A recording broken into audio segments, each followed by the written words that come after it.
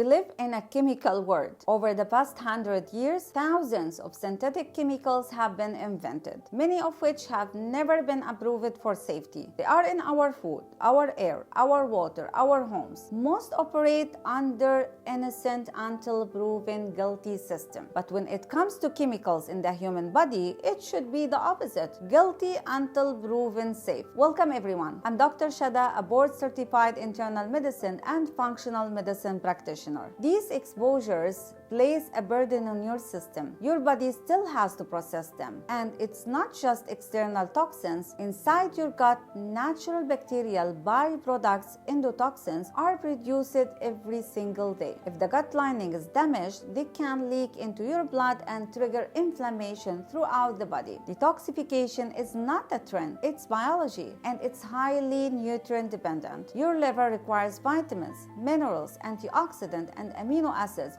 to neutralize and eliminate what you are exposed to. You may not eliminate every toxin, but you can strengthen the system designed to handle them. Join our free detox workshop to check your toxic load and learn how to reduce toxic burden and support your body in the right order.